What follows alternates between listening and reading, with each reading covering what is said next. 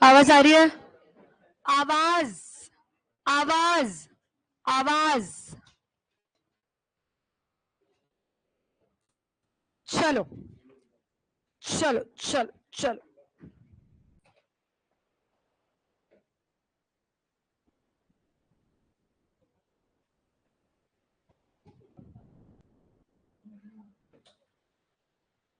शुभम, शार्दुल, क्या हो गया?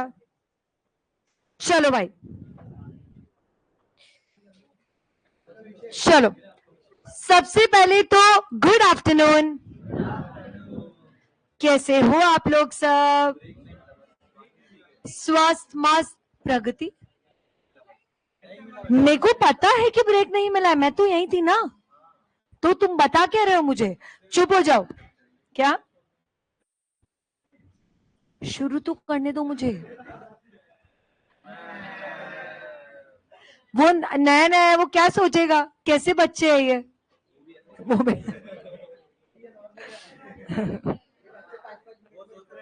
वो हर थोड़ी देर में मैं करता रहता है।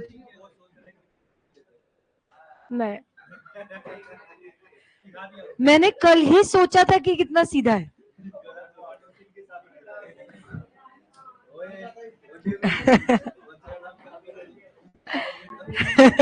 चलो बस हो गया। अरे यशस, ओके, मंडे ट्यूसडे हो चुका है ना।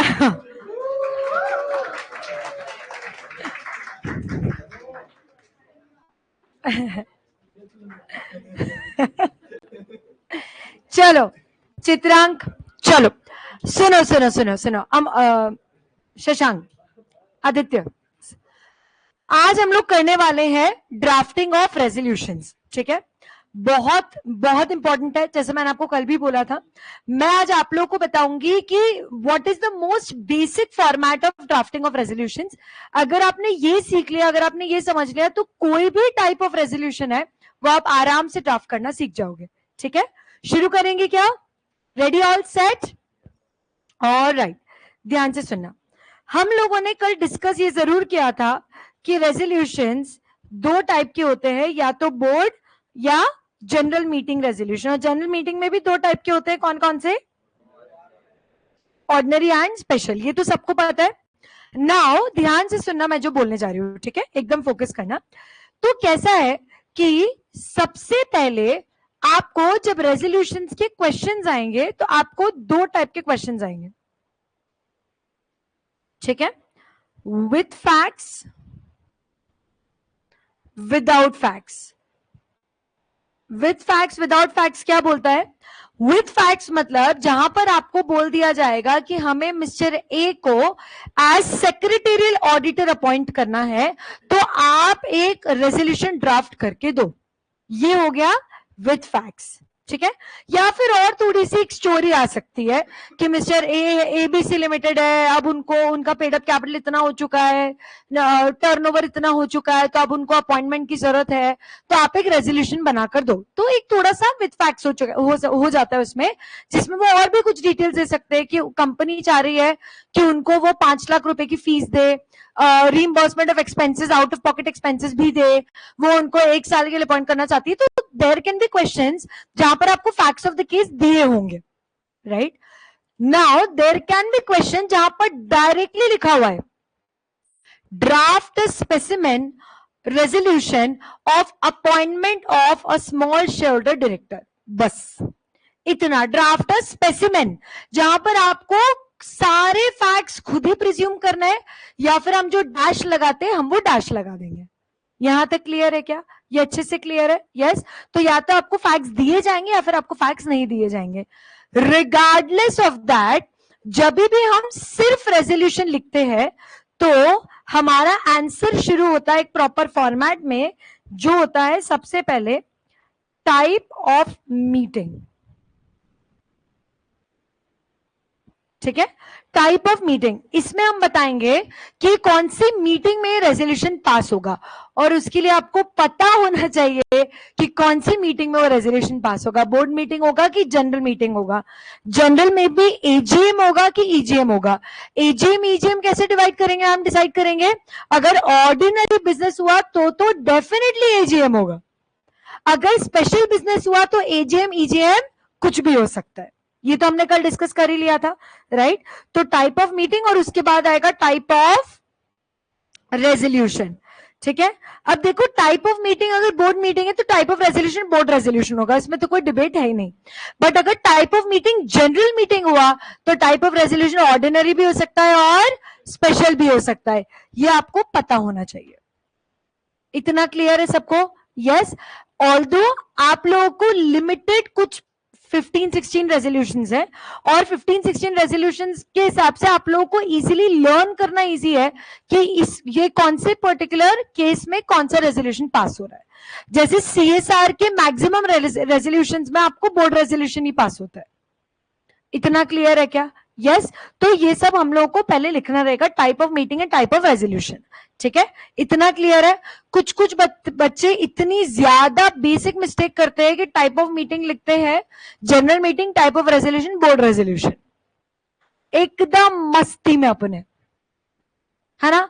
Type of meeting general meeting, type of resolution board resolution, या type of meeting board meeting, type of resolution ordinary resolution, कुछ भी चल रहा है। तो एटलीस्ट ये बेसिक का तो ध्यान रखना, है ना। ना एक लाइन छोड़ के हम लिखते हैं कैपिटल लेटर में क्या, रिजॉल्व दैट। ये तो क्लियर है आपको, रिजॉल्व दैट। अब एक बार हमने रिजॉल्व दैट लिख लिया, उसके बाद हम क्या लिखते हैं, एकदम ध्यान से सुनना, सब स्क्रीन पे देखना। परसुएंट टू, ठीक है, परसुएंट टू। अब सुनना, आपको या तो सेक्शन सब सेक्शन के साथ याद है, ठीक है। For example section 97 sub section 1, तो आप प्रॉपर लिखो परसुएंट टू सेक्शन 97 ब्रैकेट में 1। यहां तक क्लियर है?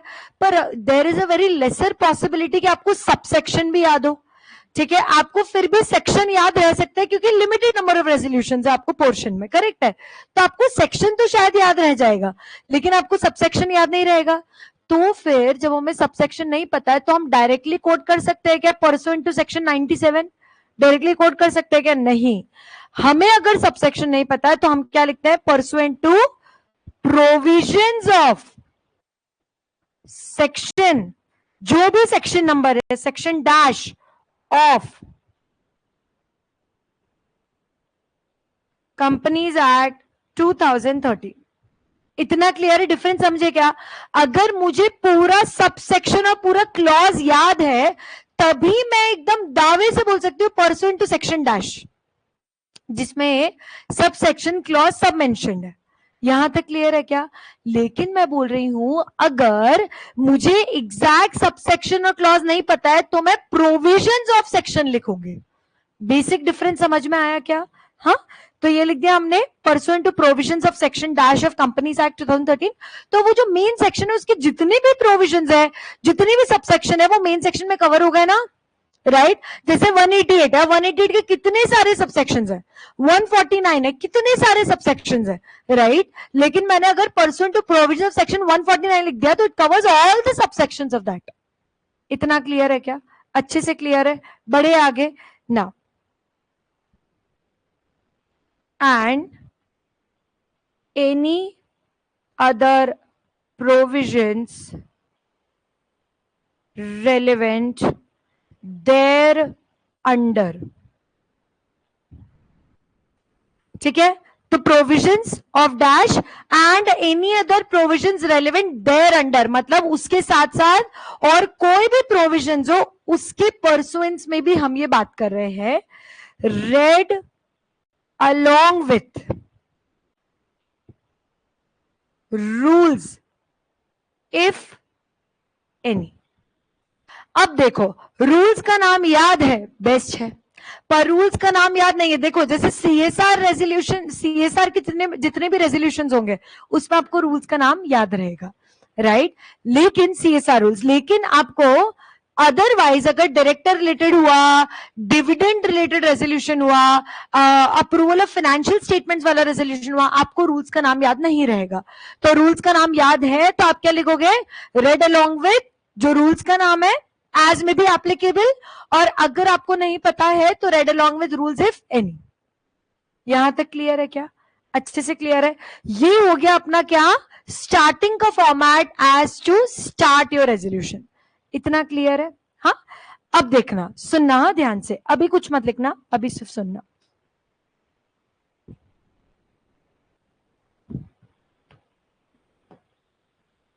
चलो 10 तक काउंट करेंगे। 1 2 3 4 5 6 7 8 9 10। चलो, अरे चिट्टी सुनना सुनना ध्यान से। अभी इसके बाद ये आपको ऐसा नहीं बनाना है, लेकिन मैं आपको पूरा फॉर्मेट स्ट्रक्चर बता रही हूं इसलिए, है ना। अभी इसके बाद दो टाइप के रेजोल्यूशंस रहेंगे, या तो अपॉइंटमेंट के रहेंगे या अप्रूवल के रहेंगे। या तो आप किसी चीज को अप्रूव अडॉप्ट कर रहे हो, या आप किसी को अपॉइंट कर रहे हो, लोन अप्रूव कर रहे हो, CSR पॉलिसी अप्रूव कर रहे हो, फाइनेंशियल स्टेटमेंट्स अप्रूव कर रहे हो, करेक्ट है। तो या तो आप किसी चीज को अप्रूव कर रहे हो, या आप किसी पर्सन को अपॉइंट कर रहे हो, independent directors, company secretary, secretarial auditor, statutory auditor, या तो आप किसी को अपॉइंट कर रहे हो, राइट। अगर आप अपॉइंट करते हो तो फिर रेजोल्यूशन कैसा होता है, मिस्टर ए, उसके अगर कुछ डिटेल्स है वो be and is here bye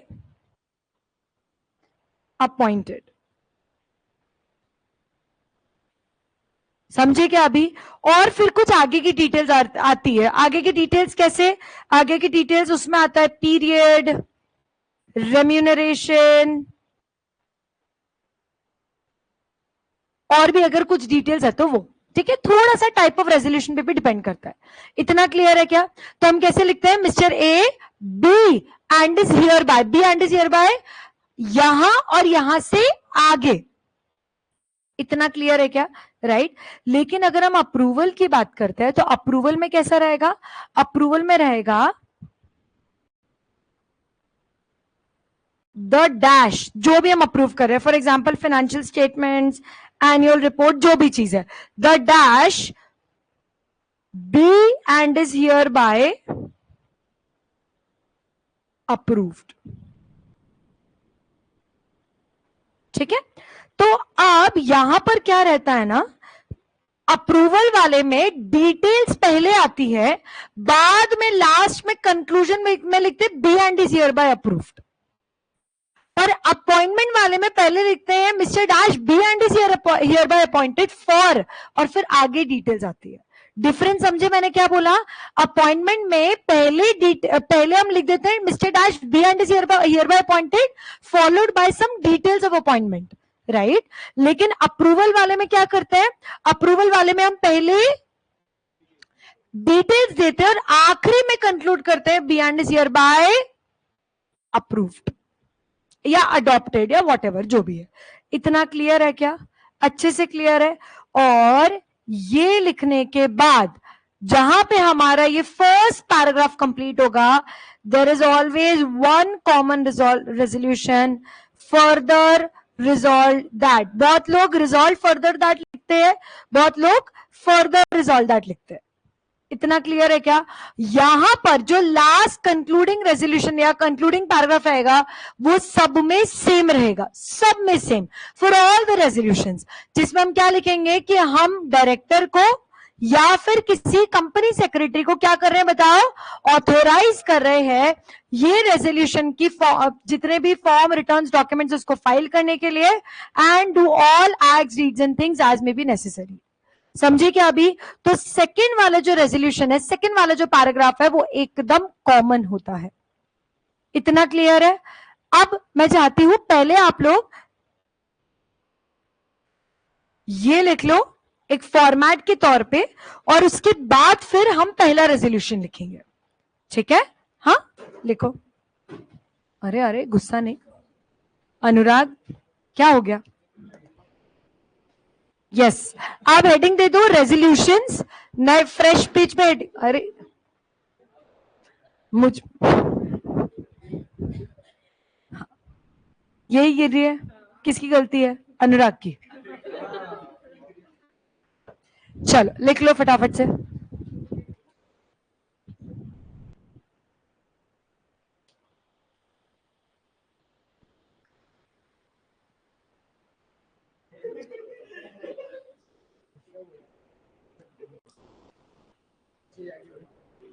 hmm.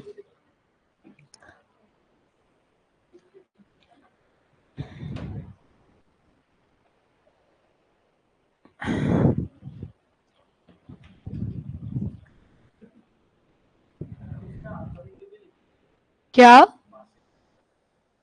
Passing authority मतलब?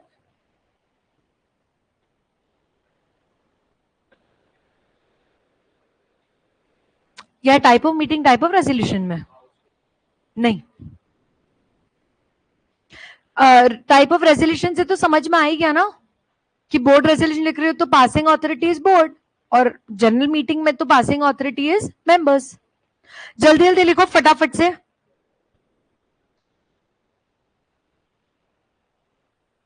जल्दी लिखो।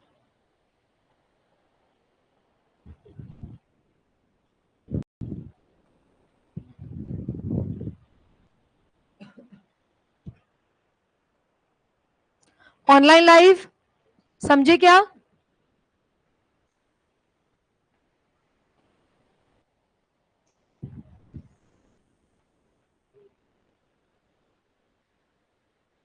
अमन लिखो। लिख लिया?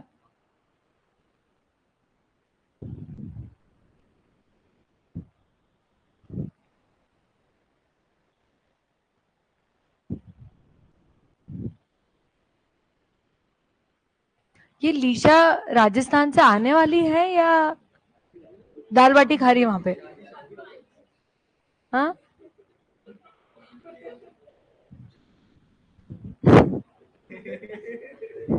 बालिका वधु। तुम कोई तो बात कर लो यार, उससे पूछ लो एक बार कौन से वीकेंड पे आ रही वो फाइनली। Weekend just went.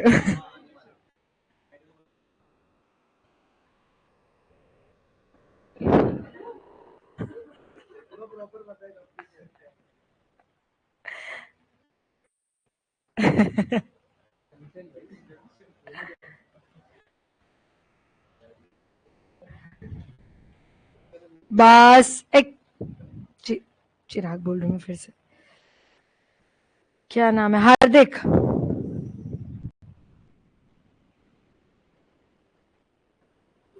ये तुम्हारा +1 का है? स्वयं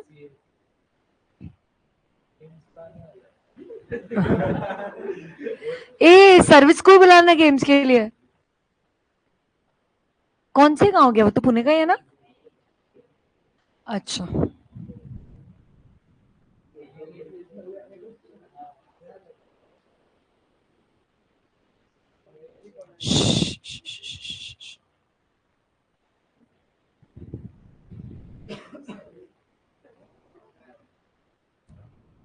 लिखा? जल्दी जल्दी लिखो। अपने को आज 5 रेजोल्यूशंस लिखने हैं क्या? हाँ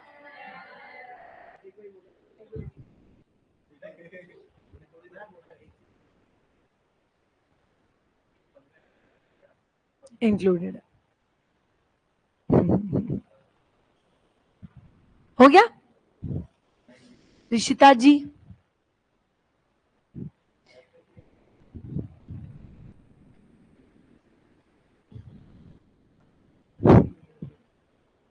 आज तुम तो लेट आने वाले थे।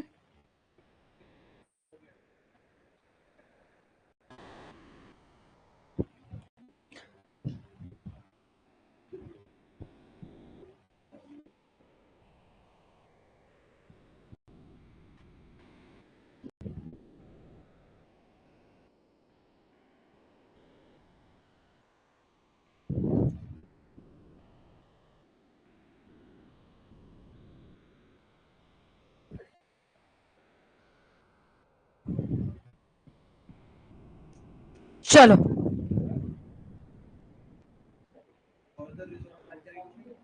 नहीं, कॉमन क्लॉज लिखो बस।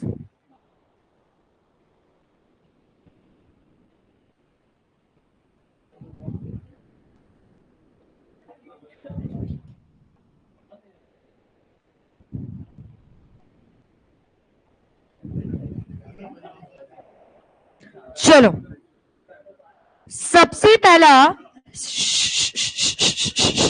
बस अभी हम लोग सबसे पहला जो रेजोल्यूशन लिखने वाले हैं वो कौन सा लिखने वाला है? Appointment of managing director. ठीक है, कौन सा लिखने वाले? Appointment of managing director. तो सबसे पहला लिखो अपॉइंटमेंट ऑफ मैनेजिंग डायरेक्टर।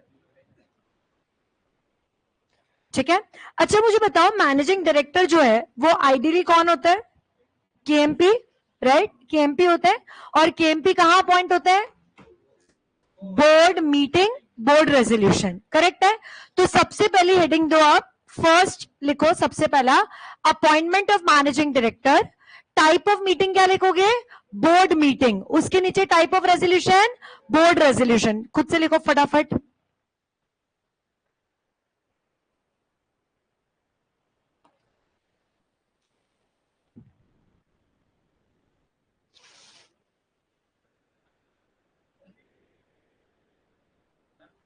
नहीं नहीं, पूरा जैसे अपन लिखा था टाइप ऑफ मीटिंग, देखो हाँ बस हर चीज लिखवा दो। हाँ, type of meeting, board meeting. Type of resolution, आप लोगों ने हेडिंग दे दी है ना अपॉइंटमेंट ऑफ एमडी की, बोर्ड रेजोल्यूशन।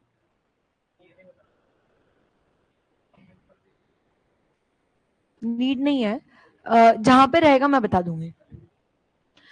गाइस अभी हमें क्या लिखना है यहां पर? अभी ध्यान से सुनना, फोकस करना। एमडी है, एमडी कौन होता है आइडियली? केएमपी, करेक्ट है। तो कोशिश करो कि if you remember other sections as well, अगर आपको जैसे रेम्यूनरेशन का सेक्शन याद है, स्केड्यूल 5 याद है, स्केड्यूल 5 क्या होता है? For excessive managerial remuneration, right? अगर वो याद है और वो भी लिख पाओ तो बेस्ट होगा, समझे क्या? बाय द टाइम हम जब एक दो तीन रेजोल्यूशन लिख लेंगे तब आपको वो सेक्शंस याद भी होते जाएंगे। आई अंडरस्टैंड कि अभी कुछ समय हो चुका है, कंपनी लॉ पढ़े तो आपको सेक्शंस याद नहीं है, it is fair, it is fine. लेकिन जब हम दो तीन रेजोल्यूशन लिख लेंगे तो कोशिश करो उन सेक्शंस को याद रखने की। ठीक है, एक लाइन छोड़ के लिखो कैपिटल लेटर में, रिजॉल्व दैट।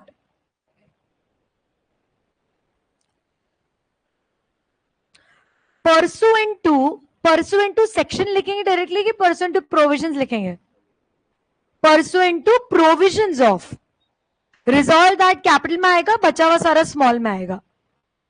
हाँ, resolved that pursuant to provisions of section 196 comma 197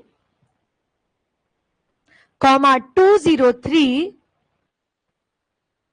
and schedule 5 को रोमन नंबर में V, Schedule 5 of the Companies Act 2013 of the Companies Act 2013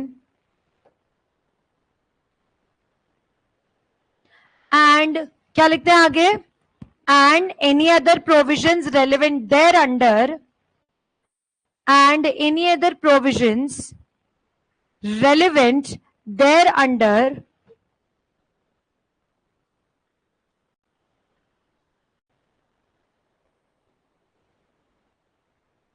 comma, thereunder के बाद comma, read along with, thereunder के बाद comma, read along with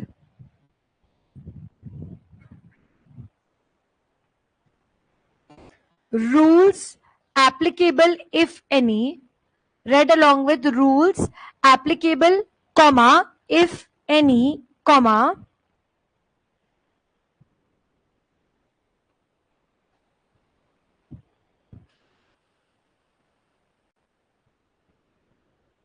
लिखा सबने? ठीक है, comma, if any comma, mister dash, हाँ कॉमा के बाद mister dash be and is hereby, be and is hereby appointed as managing director, appointed as managing director of the company, appointed as managing director of the company. अब देखो यहां पर screen पे ये क्या है? हाँ, तो विथ इफेक्ट फ्रॉम को हम रेजोल्यूशन में WEF ही लिखते हैं.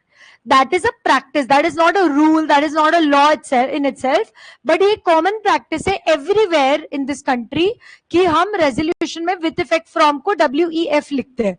ये कोई रूल नहीं है, ये कहीं पर SS1 SS2 में लिखा भी नहीं है, पर ये कॉमन प्रैक्टिस है.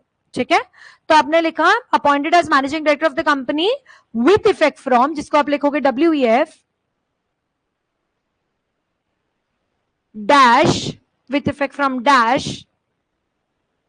at a monthly remuneration, at a monthly remuneration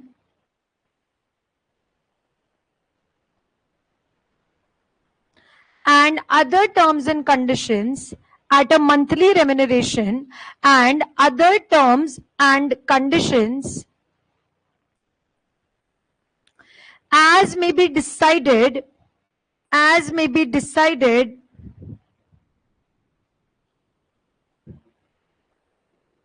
as may be decided by the nomination and remuneration, by the nomination and remuneration committee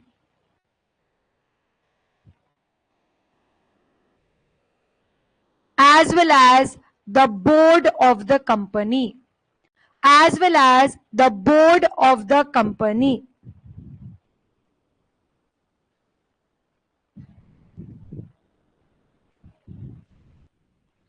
लिखा आपने? ठीक है, फुल स्टॉप. अब यहां पर इन्वर्टेड कॉमा हम क्लोज नहीं करते हैं. अगर हमने यहां पर इन्वर्टेड कॉमा लगा दिया, इसका मतलब क्या होगा कि हमने रेजोल्यूशन यहां पे एंड कर दिया. And resolution does not and here.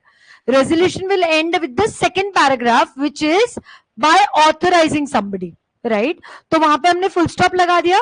बस अब एक लाइन छोड़ो और एक लाइन छोड़ के हम लिखेंगे resolved further that, capital letter में, resolved further that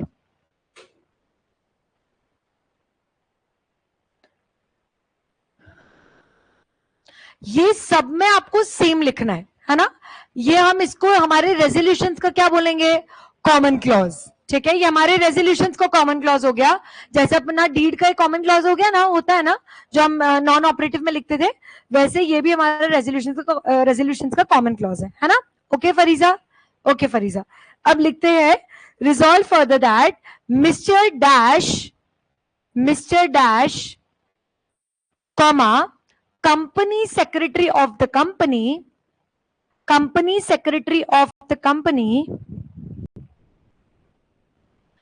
be and is hereby authorized, be and is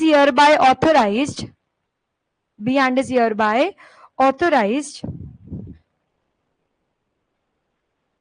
to file all forms,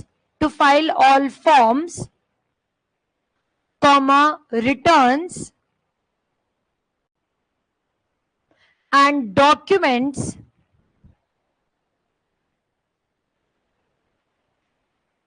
as may be required, to file all forms, returns and documents as may be required,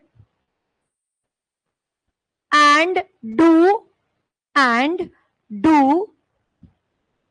all acts, deeds and things, and do all acts, ACTS, acts, comma, deeds and things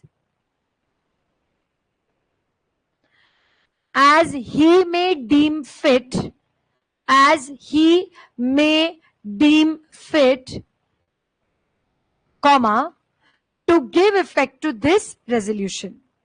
As he may deem fit to give effect to this resolution.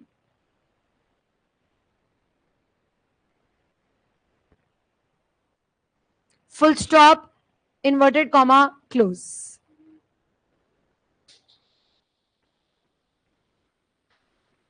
अब समझे? ठीक है, अब मैं आपको मस्त बात बताऊं, पूछो क्या? यस जस्ट पूछो क्या? Very good. नाउ ये resolution as it is meeting में पास हुआ होगा. ये रेजोल्यूशन को मीटिंग में चेयरमैन रीड करते हैं. ये जो हमने लिखी ना language, as it is resolve that पूरा paragraph and then further resolve that second paragraph. The chairperson of the company and chairman of the company, और कभी कभी chairman नहीं तो CS of the company, they basically read it out loud in the meeting and then they say कि ये particular resolution पे कितने लोग फेवर में वोट करते हैं. तो जो भी फेवर वाले वो लोग रहेंगे वो क्या करेंगे? शो ऑफ हैंड से हैंड्स रेस करेंगे, राइट? फिर पूछेंगे कितने लोग अगेंस्ट में वोट करते हैं, तो अगेंस्ट वाले वो लोग क्या करेंगे? They'll raise their hands, right? हाँ, एक बार एक ही आदमी एक बार एक ही पर्टिकुलर केस में हाथ उठा सकता है. फेवर अगेंस्ट दोनों में नहीं कर सकते. हाँ, ये भी नहीं कर सकते. ठीक है, ये नोटा माना जाएगा. ठीक है, नाउ सुनना ध्यान से. अभी पूरी काउंटिंग होती है. काउंट होने के बाद जो भी सीएस रहेगा वो चेयरमैन को बताएगा कि सर इतने फेवर में इतने रहेंगे. चेयरमैन अनाउंस करते हैं कि let's say out of 10, let's say 8 votes were 8 hands were raised in favor of the resolution, 2 were raised in against of the resolution, therefore the resolution is said to be passed. अब ये सारी कहानी जो meeting में हुई, ये सारी चीजें कहां डिस्कस की जाएंगी? ये सारी चीजें कहां लिखी जाएंगी? मिनट्स ऑफ द मीटिंग में. यहां तक क्लियर है? अब मेरा कहना है कि एक मीटिंग में ऐसे बहुत सारे रेजोल्यूशंस पास हुए होंगे, राइट? एक एग्जाम्पल अपन लेते हैं कि लेट्स से जो अपॉइंटमेंट ऑफ एमडी वाला रेजोल्यूशन है, ये लेट्स से ये रेजोल्यूशन नंबर 5 है और जिस मीटिंग में ये पास हुआ वो मीटिंग है उस साल की, उस पर्टिकुलर ईयर की. एक एग्जाम्पल, 8th बोर्ड मीटिंग है ना. 1 अप्रैल से जितनी भी मीटिंग शुरू होती है, तो लेट्स से दैट मीटिंग जिसमें हमने इस एमडी को अपॉइंट किया, ये 8th बोर्ड मीटिंग थी उस ईयर की. उस 8th बोर्ड मीटिंग, और let's say 8th board meeting हुई है लेट्स से 1 अगस्त को, है ना. फाइनेंशियल ईयर 25-26 के जो फाइनेंशियल ईयर 25-26 है उसकी 1 अगस्त को जो मीटिंग हुई, 8th बोर्ड मीटिंग 8वें नंबर की, उसमें 5वां रेजोल्यूशन है अपॉइंटमेंट ऑफ एमडी. ये मैं कहां से देख के बोल रही हूँ? मिनट्स ऑफ द मीटिंग से देख के बोल रही हूँ. फेयर. अब मेरा पॉइंट ये है कि जब इसका ई फॉर्म फाइल होगा, तो ई फॉर्म फाइल करने के समय पे जब डीएससी लगाया जाएगा, तो डीएससी पे किसका डीएससी लगेगा? एक जो पीसीएस का डीएससी लगता है वो तो सर्टिफाई करता है, पर कंपनी के अंदर भी किसी पर्सन का क्या लगना चाहिए? डीएससी लगना चाहिए. So there are 2 kinds of DSC that are basically affixed on an e form. एक जो साइन करता है और एक जो सर्टिफाई करता है. जो साइन करता है वो कंपनी के अंदर का बंदा होता है और जो सर्टिफाई करता है वो एक पीसीएस होता है. फेयर, समझे क्या अभी? तो जो साइन करेगा वो कौन साइन करेगा? वो साइन करेगा जिसका नाम यहां पर फर्दर रिजॉल्व दैट में लिखा होगा. समझे अभी? तो अब ये जो पूरा इस पूरे एमडी का जो अपॉइंटमेंट का फॉर्म रहेगा, इस एमडी के अपॉइंटमेंट के फॉर्म में हम पहले डिटेल्स डालेंगे. वहां पे पूरे ब्लॉक रहता है तो हम वहां पे डिटेल्स डालेंगे. बोर्ड मीटिंग नंबर 8 डेटेड 1 अगस्त 2025, रेजोल्यूशन नंबर 5, ये सारी डिटेल्स वहां पे फॉर्म में फिल करनी होती है. समझे क्या? तो रेजोल्यूशन नंबर 5, बोर्ड मीटिंग हमने कौन सा एग्जांपल लिखा है अभी? 8th बोर्ड मीटिंग 1 अगस्त 2025, ये सारी डिटेल्स हमने वहां पर फिल करी और उस रेजोल्यूशन नंबर के हिसाब से किसके कौन बना ऑथराइज सिग्नेटरी हियर? हमारे एग्जांपल के हिसाब से कंपनी सेक्रेटरी बना. तो दिस कंपनी सेक्रेटरी, इस पर्सन, यही जो पर्सन है, इसी का डीएससी यहां पर अफिक्स किया जाएगा. समझे क्या अभी? और ये सब वेरीफाई कौन करेगा? पीसीएस। पीसीएस ये चेक करेगा कि ये वही ऑथराइज सिग्नेटरी का डीएससी है जिस ऑथराइज पर्सन को हमने रेजोल्यूशन में ऑथराइज किया है। ऑथराइज हमने लेट्स से मिस्टर ए को कर दिया रेजोल्यूशन में, लेकिन डीएससी हमने मिस्टर एच का लगा दिया, ये नहीं चलेगा। डीएससी उसी का लगेगा जिसका नाम आपने paragraph number 2 of the resolution में लिखा था। समझे क्या अभी? अब कंपनीज यूजुअली क्या करती है, समर्थ, ये तुमको पता होना चाहिए, सुनना। कंपनीज यूजुअली क्या करती है, साल की जो पहली पहली बोर्ड मीटिंग होती है ना, उसमें एक रेजोल्यूशन पास कर देती है कि हम mister A company secretary of the company को सारे रेजोल्यूशंस के लिए जितने भी इस साल के होंगे उसके लिए ऑथराइज करते हैं to file all forms, deeds and documents and do all acts, deeds and things as may be necessary to give effect to such resolution. तो हमने साल भर के जितने भी रेजोल्यूशंस हैं उसके लिए हमने एक रेजोल्यूशन पास कर दिया साल की पहली बोर्ड मीटिंग में, सो दैट हमें बार बार कंफ्यूजन ना हो, इस बार किसको ऑथराइज करे, इस बार किसको ऑथराइज करे, किसका डीएससी लगाना है, किसका नहीं लगाना है, कभी डायरेक्टर को ऑथराइज कर दिया गलती से, ये वाला टेंशन ही खत्म। एक बार हमने एक बोर्ड मीटिंग में एक रेजोल्यूशन से हमने एक पर्सन को ऑथराइज कर दिया, और अब जितने भी ई फॉर्म्स होंगे वो सब ई फॉर्म्स में फिर वो फर्स्ट बोर्ड मीटिंग को हम रेफर करेंगे, और उसका जो रेजोल्यूशन नंबर है, रेजोल्यूशन नंबर लेट्स से 2 था या 4 था या 6 था, जो भी था वो, उस रेजोल्यूशन नंबर को हम रेफर करके हर बार उसी सीएस का डीएससी लगाते जाएंगे हर फॉर्म में फॉर दैट फाइनेंशियल ईयर।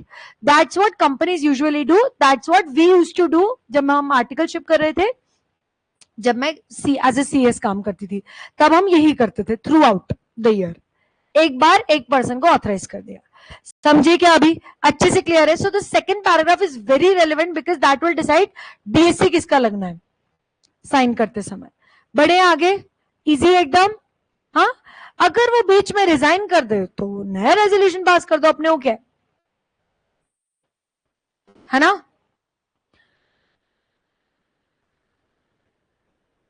नहीं श्रीरंग, पहले लिखना है नंबर 1 अपॉइंटमेंट ऑफ एमडी, फिर type of meeting, type of resolution लिखना है।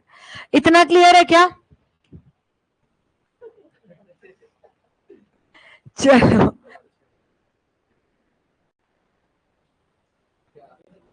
अनुशील को पहली बात तो कोई बताओ। चलो चलो चलो, बस बस बस बह जाते हो तुम लोग एकदम। चलो अच्छा मुझे बताओ, अभी आपने एमडी का रेजोल्यूशन ड्राफ्ट कर लिया है ना। एमडी कौन होता है? एक तरह का केएमपी। तो अगर सीएफओ का भी रेजोल्यूशन ड्राफ्ट करना है तो रेजोल्यूशन तो सेम ही बनेगा, तो वो तो आप होमवर्क में बना के लाओगे ही। तो लिखो होमवर्क, अपॉइंटमेंट ऑफ सीएफओ, सब कुछ एज इट इज रहेगा, बस मैनेजिंग डायरेक्टर की जगह सीएफओ लिख देना। हाँ अच्छा, एक छोटा सा डिफरेंस है सीएफओ के, इसमें ध्यान रखना, क्योंकि CFO is not considered as a manager और मैनेजिंग डायरेक्टर है ना, तो उस पर मैनेजरियल रेम्यूनरेशन वाला सेक्शन नहीं लगता है। तो सीएफओ में आपको सिर्फ 203 ही लिखना है। समझे क्या अभी? Appointment of CFO as it is रहेगा, बस आपको उसमें सेक्शन सिर्फ कौन सा लिखना है? 203, बिकॉज शेड्यूल 5, 196 एंड 197 ये सिर्फ मैनेजरियल रेम्यूनरेशन के लिए, एंड सीएफओ मैनेजरियल रेम्यूनरेशन में कवर नहीं होता है।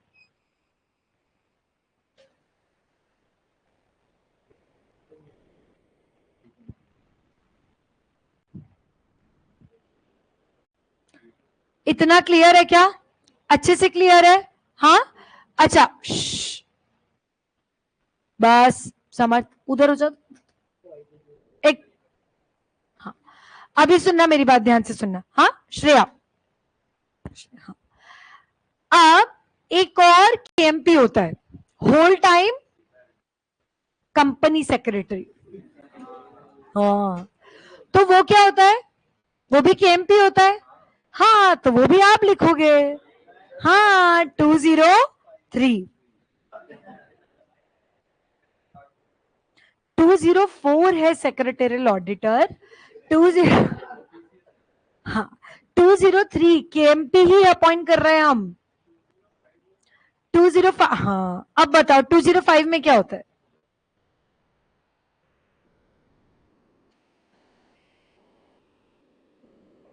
टू जीरो फाइव हाँ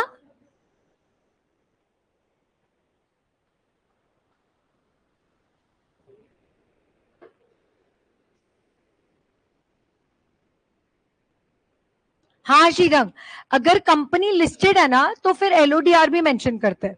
जैसे एमडी में हम रेगुलेशन 17 मेंशन कर सकते हैं, ऐसा है ना। ना 205 तो बेसिकली 205 जो है वो स्पेसिफिकली बात करता है duties and functions of CS. It does not talk about appointment of CS. Appointment of whole time CS is given in 203 itself, 204 में secretarial auditor and 205 talks about duties and functions of company secretary along with rule 10। यहां तक clear है क्या? ठीक है, चलो अभी next लिखो, हेडिंग दो नेक्स्ट रेजोल्यूशन की।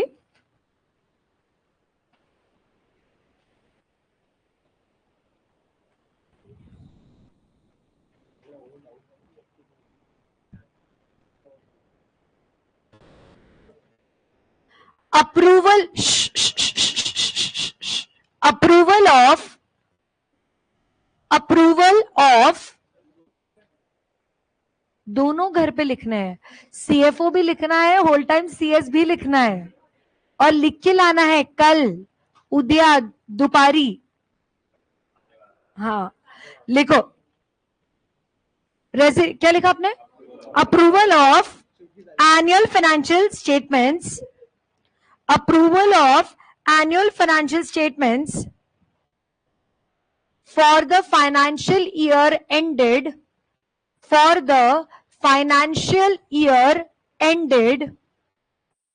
31st March, for the financial year ended 31st March dash। तो अभी हम लोग बेसिकली क्या लिखने वाले हैं कि बोर्ड मेंबर्स जो है वो क्या कर रहे हैं, वो एनुअल फाइनेंशियल रिजल्ट्स को क्या कर रहे हैं, अप्रूव कर रहे हैं। अब ध्यान से सुनना होता क्या है यहाँ पे, ठीक है, फोकस करना।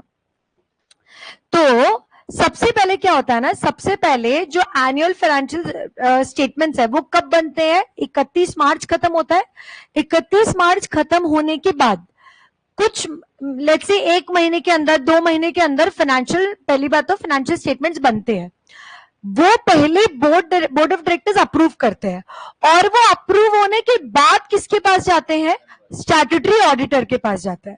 फिर स्टैट्यूटरी ऑडिटर ऑडिट करता है, ऑडिट करने के बाद वो बोर्ड को देता है कि ये मैंने ऑडिट रिपोर्ट बनाई है, फिर बोर्ड उसको अप्रूव करती है। अब फाइनेंशियल स्टेटमेंट्स और ऑडिट रिपोर्ट ये दोनों फिर शेयर होल्डर्स के पास जाते हैं एजीएम में अप्रूवल के लिए। समझे क्या? अभी अडॉप्शन के लिए। तो हम जो अभी पढ़ रहे हैं, ये हम पढ़ रहे हैं a resolution which is somehow pass in the month of May, क्योंकि 31 मार्च को अपना क्या खत्म हुआ? फाइनेंशियल, है ना, फाइनेंशियल ईयर। तो करीब करीब 1 से 1.5 महीना लगता है क्या बनाने में? और फाइनेंशियल स्टेटमेंट्स बनाने के लिए, पीएनएल बैलेंस शीट बनाने के लिए।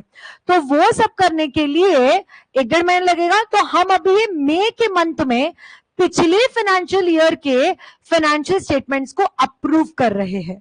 तो ये कौन करेगा? ये मेंबर्स करेंगे क्या? नहीं, ये कौन करेगा? बोर्ड। तो लिखो type of meeting, board meeting. Type of resolution Sneha, board resolution.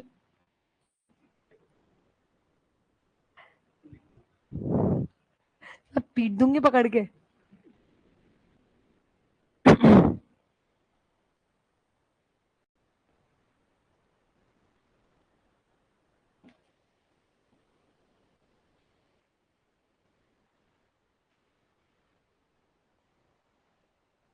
अच्छा अभी सुनना, जब भी हम इस तरह के बोर्ड मीटिंग में अप्रूवल्स की बात करते हैं तो बाय डिफॉल्ट 179 तो आ ही जाता है ना।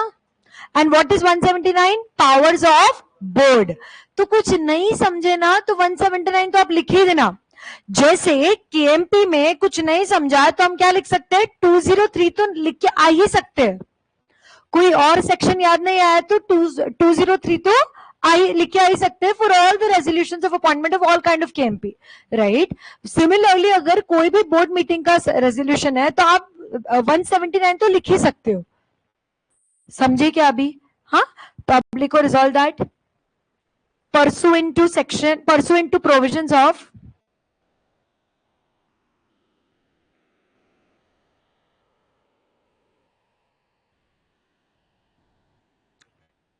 provisions of section 134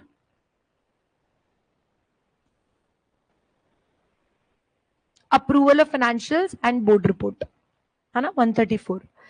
उसके बाद क्या लिखा आपने? Pursuant to section 134 comma 137 which is financial statements, AOC 4 ज्यादा ना 137 के under, 134 comma 137 comma 179 of companies act 2013, 134 comma 137 comma 179 of companies act 2013। इसके बाद क्या लिखेंगे? एंड एनी अदर प्रोविजंस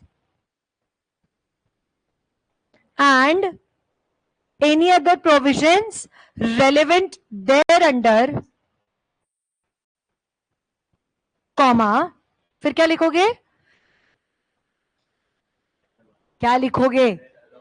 हाँ, read along with rules, comma, rules applicable if any. Read along with rules applicable, comma, if any, comma. अच्छा मुझे बताओ, approval वाले में हमने कैसे पढ़ा था? पहले हम क्या देंगे? थोड़ी सी डिटेल्स, फिर एंड उसको कैसे करेंगे? Be and is hereby approved, है ना। तो अब हम इसमें इसके आगे लिखेंगे इफ एनी, कॉमा,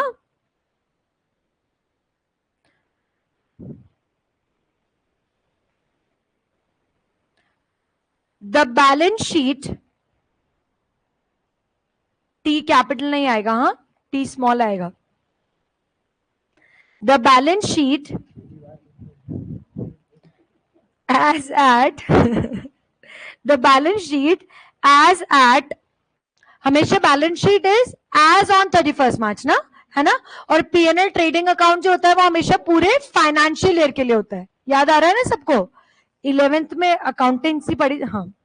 उसके बाद the balance sheet as at 31 March, comma 2025 together with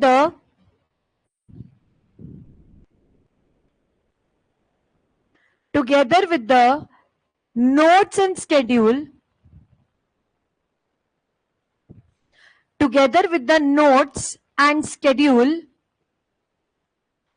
and the profit and loss statement, the profit and loss statement, the profit and loss statement for the financial year 2024-25 2024-25 for the financial year 2024-25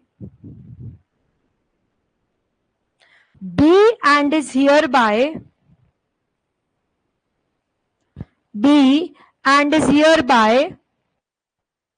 approved.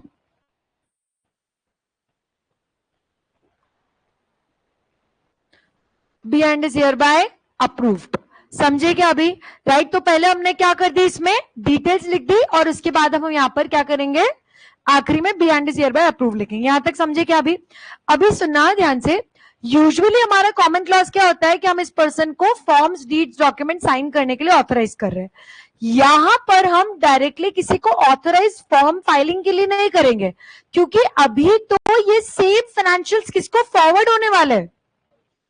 Statutory auditor को। समझे क्या अभी? तो हम किसी को authorise करेंगे कि आप रिस्पॉन्सिबल हो उसे फॉरवर्ड करने के लिए। इतना क्लियर है क्या? तो यहां पर थोड़ा सा कॉमन क्लॉज से अलग स्टेटमेंट आएगा। लिखो यहां पर, resolve further that, resolved further that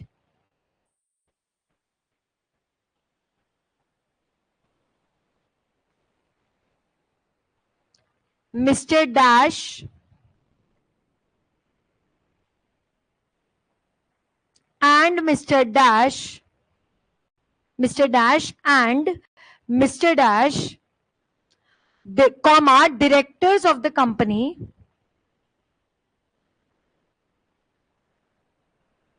and Mr. Dash, comma, company secretary of the company and Mr. Dash, comma, company secretary of the company be and are hereby authorized. Multiple लोगों तो be and is नहीं लिखते हैं, be and are hereby authorized to sign the annual financial statements of the company, to sign the annual financial statements of the company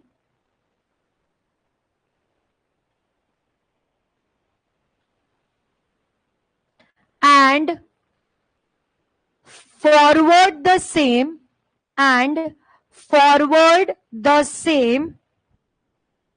to the statutory auditors of the company, and forward the same to the statutory auditors of the company.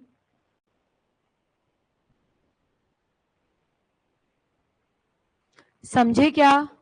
अब क्या लगाएंगे full stop के बाद? Inverted commas, है ना? First paragraph के बाद Shubham inverted comma नहीं लगता, फर्स्ट पैराग्राफ के बाद इन्वर्टेड कॉमा ओपन ही रहता है, सेकेंड पैरा खत्म होता है फिर क्या लगेगा? Inverted comma. तो इवेंचुअली हमारे जो रेजोल्यूशन है फर्स्ट पैराग्राफ से शुरू हो रहा है और सेकेंड पैराग्राफ पे एंड हो रहा है, which is why inverted commas वहां पे लग रहे हैं। समझे क्या? अभी इजी लग रहा है, थोड़ा सा इजी लग रहा है रेजोल्यूशन कैसे ड्राफ्ट करते हैं? हाँ, थोड़ा थोड़ा समझ में आ रहा है। अभी एक और लिखोगे तो समझ में आएगा। हेडिंग दो मैम लिखो।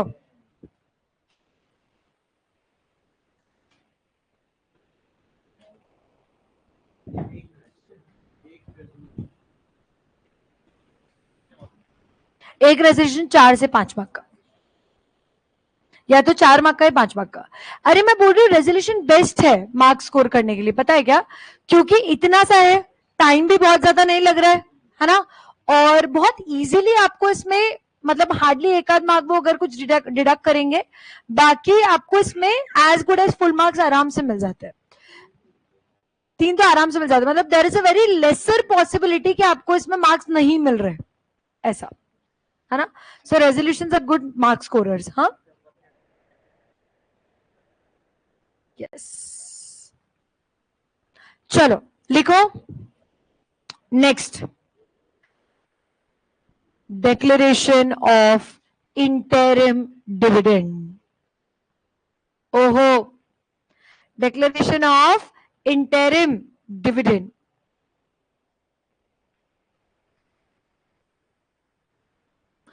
interim dividend याद है? सेक्शन याद है?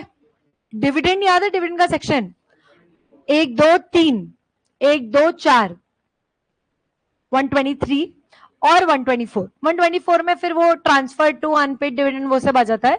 हाँ, 123 effectively 123 sub section 3 talks about interim dividend का डिक्लेरेशन, ऐसा। हाँ, वही लिख लो, ठीक है। अभी क्या बोलेंगे? अब देखो, अच्छा मुझे बताओ, ये अपॉइंटमेंट का रेजोल्यूशन है कि अप्रूवल का? अप्रूवल का, ठीक है, अप्रूवल का, है ना। नाउ हम इसमें पहले तो डिटेल्स देंगे। डिटेल्स किसकी? कि कंपनी ये पर्टिकुलर ईयर के लिए, एक फाइनेंशियल ईयर के लिए इंटरिम डिविडेंड डिक्लेयर होता है, राइट? तो कंपनी इस फाइनेंशियल ईयर के लिए इंटरिम डिविडेंड डिक्लेयर कर रही है इक्विटी शेयर्स पे, ठीक है, जिसमें पर शेयर कितना डिविडेंड होगा वो भी बताना पड़ेगा। Dividend of rupees let's say 10 rupees per share, right, ये हो गया। उसके बाद आपको इसमें लिखना पड़ेगा कि ये डिविडेंड किससे पे आउट होगा, right? Out of the amount lying in security premium account, उससे हो सकता है, राइट, या फ्री रिजर्व्स, उससे पे हो सकता है, थोड़ा बहुत याद आ रहा है कंपनी लॉ, है ना। तो आप सिक्योरिटी प्रीमियम और फ्री रिजर्व से जो भी आपको लिखना वो आप लिख सकते हो कि हम इससे पे करेंगे। उसके बाद आप ये भी लिखोगे कि डिविडेंड सिर्फ किसको डिस्ट्रीब्यूट किया जाएगा, whose names appear in register of members on dash day of dash, इस डेट पे जिसका नाम रजिस्टर ऑफ मेंबर्स में रहेगा उसको पे किया जाएगा।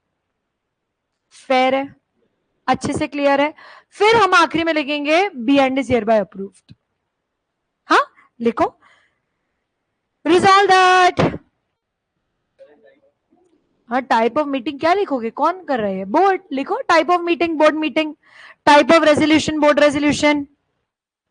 अच्छा, अब इसके आगे का तुम्हें लिखना है सेक्शन 123, बस सिर्फ एक सेक्शन लिखना है 123, 179 भी लिखना चाहो तो लिख सकते हो, पूरा खुद से लिखो। रूल्स एप्लीकेबल इफ एनी तक खुद से लिखो।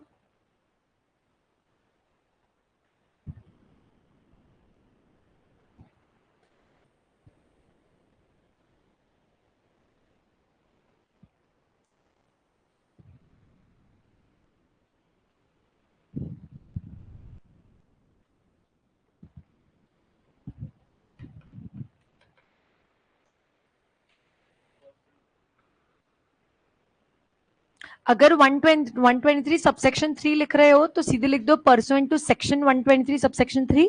अगर सिर्फ 123 लिख रहे हो तो pursuant to provisions of section 123। Devika 123।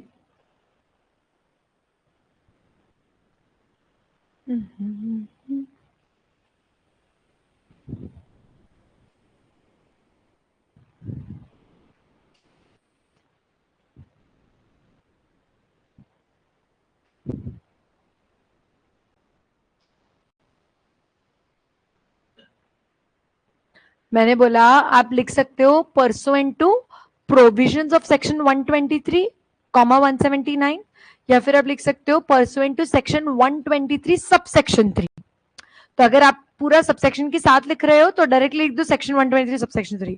अगर सिर्फ 123 लिख रहे हो तो pursuant to provisions of 123। Manisha लिखा आपने?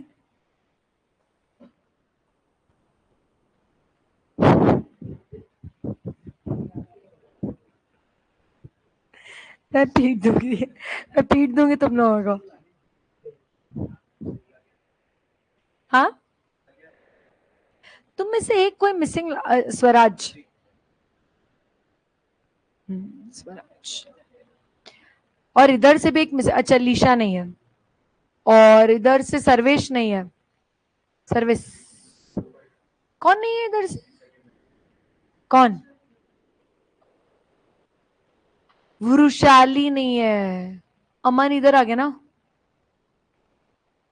और भी कोई तो गायब है, स्वयं नहीं है। ठीक है, लिखा सबने? हाँ, नाउ लिखो अब आगे, comma, N interim dividend, N interim dividend, N interim dividend of rupees dash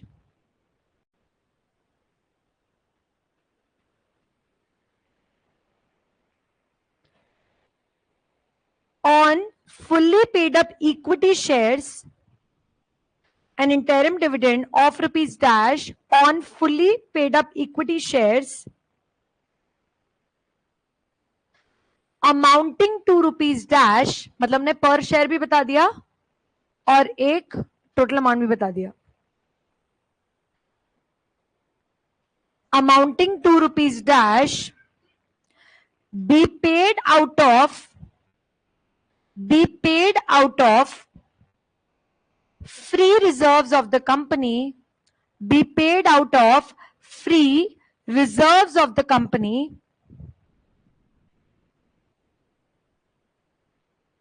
for the financial year 2024-25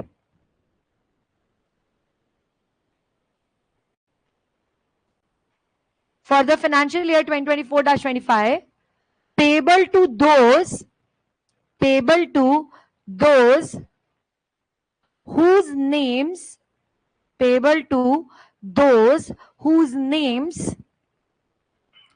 appear in the register of members as on dash day of dash be and is hereby approved. Payable to those whose names appear on the register of in the register of members as on dash day of dash be and is hereby approved. है ना. अब देखो interim dividend के उसमें हमें थोड़ा सा separate bank account वाली डिटेल्स भी देनी पड़ेगी. ठीक है, तो हमें इसमें एक और पैराग्राफ लिखना है. लिखो, एक लाइन छोटी कैपिटल लेटर में लिखो, रिजॉल्व फर्दर दैट. अच्छा, इन्वर्टेड कॉमा तो नहीं लगाना ना, बाद में स्टार्टिंग में ही लगाना है बस, है ना. Resolve further that a separate bank account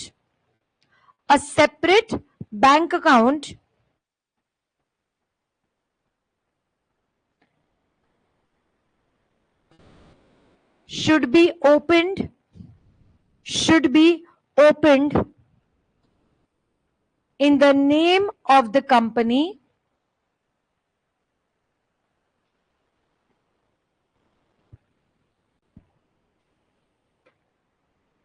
with dash bank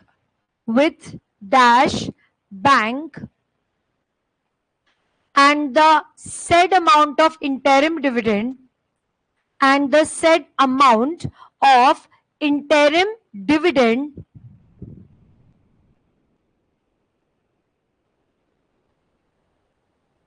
be deposited in the said account.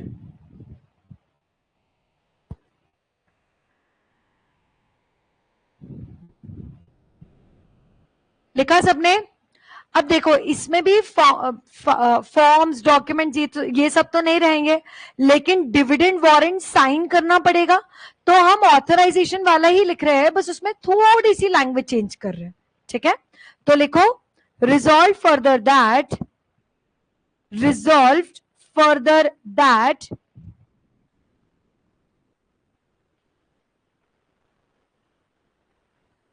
Mister dash comma director of the company, Mr. Dash comma director of the company, and Mr. Dash comma company secretary of the company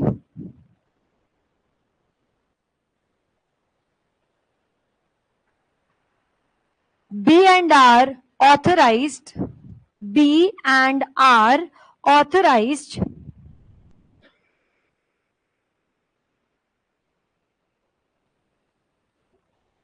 to sign dividend warrants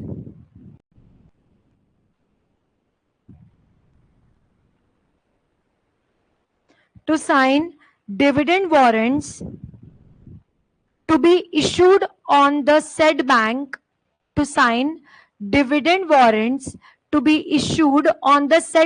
मतलब ये जो bank जब amount release करेगी तो उनको sign कौन करेगा? Director और CS. To sign dividend warrants to be issued on the said bank and do all acts, deeds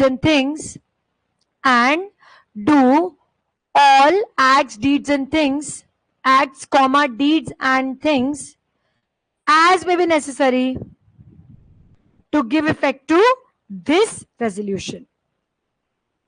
As may be necessary to give effect to this resolution. Easy है एकदम. किसी को कुछ पूछना है क्या? डन है? यस. तो इंटरिम डिविडेंड वाले में 3 अलग अलग पैराग्राफ्स आए. पहला हमने इंटरिम डिविडेंड की डिटेल्स दी, कितना अमाउंट है पर शेयर, पर शेयर कितना अमाउंट है, टोटल कितना अमाउंट बनता है, कैसे पे होगा, कैसे पे होगा, फ्री रिजर्व से हमने लिखा है। फिर किसको पे होगा, जिनका नाम रजिस्टर मेंबर्स में आता है, तो ये हमने पहला लिखा।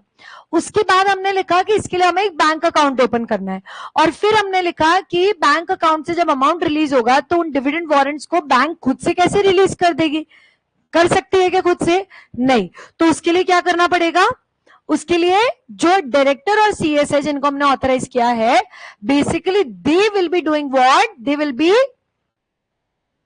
Signing the dividend warrants. अच्छे से क्लियर है क्या, कोई कुछ पूछना चाहता है? तो आपको होमवर्क क्या है बताओ, सीएफओ को लिख के लाना है और होल टाइम सीएस को, whole time CS, not just CS. क्या लिखोगे, होल टाइम कंपनी सेक्रेटरी। इतना क्लियर है क्या? यस। एक छोटी सी चीज इसमें ध्यान रखना, जब आप होल टाइम सीएस लिखो ना, एक छोटी सी चीज ध्यान रखना, सुनना ध्यान से। जब आप सीएफओ लिखो तो आपको सिर्फ क्या लिखना है, mister A B and is hereby appointed as a chief financial officer. CFO मत लिखना है, चीफ फाइनेंशियल ऑफिसर, हाँ ठीक है। लेकिन जब हम होल टाइम कंपनी सेक्रेटरी लिखेंगे तो हम क्या लिखेंगे, मिस्टर ए, हाँ mister A B, mister A, उसके बाद be and is hereby appointed लिखने से पहले mister A holding membership number dash a member of, पूरा आईसीएसआई पूरा लिखना है, Institute of Company Secretaries of India, फिर लिखोगे be and is hereby appointed. समझे क्या अभी? तो चूंकि होल टाइम सीएस के लिए ये डिटेल जरूरी है कि उसका मेंबरशिप नंबर क्या है and is a member of ICSI, ये लिखेंगे, उसके बाद लिखेंगे be and is hereby appointed. Director का डिन लिखते हैं, पर एक्चुअली एमडी की उसमें लिखने की जरूरत नहीं होती है, क्योंकि यूजुअली कंपनीज में एमडी अपॉइंट करने से पहले हम उसको, यूजुअली जो होता है प्रैक्टिस होता है, हम उसको पहले डायरेक्टर अपॉइंट करते हैं फिर एमडी अपॉइंट करते हैं, ठीक है। लेकिन अगर आप डायरेक्टली किसी पर्सन को एमडी सीईओ बना रहे हो तो फिर हम उसमें एमडी को में डिन लिख देते हैं। अच्छे से क्लियर है क्या? कोई कुछ पूछना चाहता है? ये दोनों का लिख के आना, नहीं लिखोगे तो शक्ल मत दिखाना, ठीक है। चलो bye bye, bye, see you.